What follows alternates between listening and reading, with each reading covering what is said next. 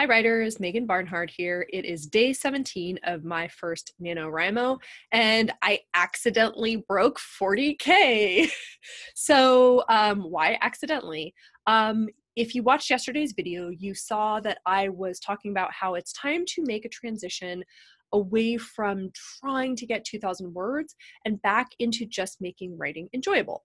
So my intention for writing today was, hey, I'm just going to pick a free write and I'm going to write, and I'm not going to hold myself to any kind of time expectation or word count expectation. And that is exactly what I did.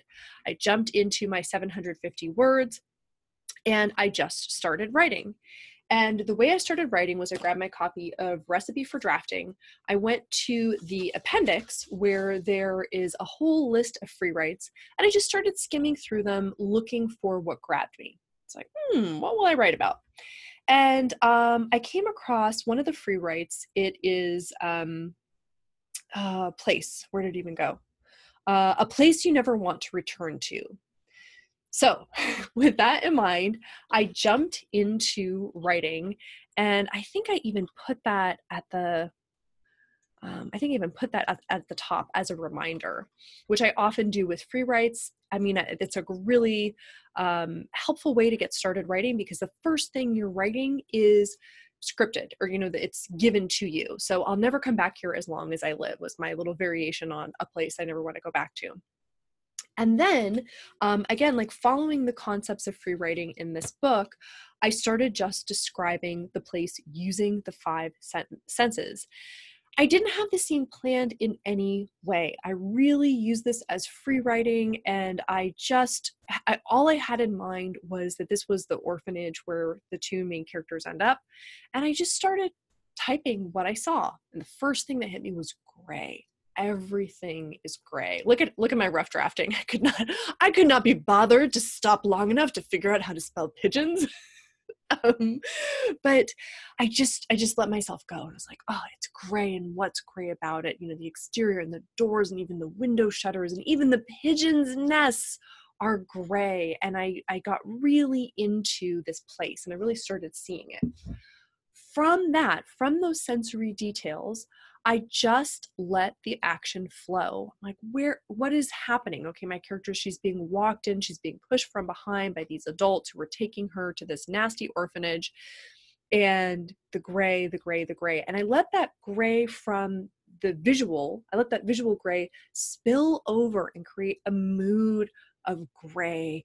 And she feels like she's entering this monolith and it's swallowing her, and that she'll be inextricably absorbed by the stone. When I rough draft, I take it very seriously. I don't stop to fix these little red underlines. I know at some point I will figure out how to spell inextricably, or Google will tell me. It doesn't matter. I want to just get the thoughts out. I don't want anything to stop me. And so that gray exterior moved into this gray interior, and I'm thinking, how would that sound? There'd be these echoes of footsteps, and it would just feel vast and like a chasm. And this character throughout the story has been comparing things to Greek mythology, and that's something she's interested in. So, it's like she's in Tartarus, she's underground, she's in this dark, terrible gray place. I kept writing and writing and writing, and before I started to feel fatigued in any way, I was at 1960. At the point where I was at 1,960 words, I did say, okay, I'm going to get to 2,000. But normally I get to about 1,500 and it feels like it's forced, and that didn't happen. So I just kept going. So there's a lot here for me to add to my writing toolbox, my author toolbox. And that is maybe just sitting down without the expectation is enough. Sitting down without expectation just freed me up, and I wrote and wrote and wrote. Okay, now here's the magical part. So I'm going to select this all and copy it. And then I'm going to go into my draft. And I'm going to figure out where I cheated. I figured out before I started recording this video. But the way I did it was I just looked at my chapters, and I thought, okay, where does she first get to the orphanage? And it's going to happen here in chapter 19. You can see I have this note for myself, E and R in orphanage.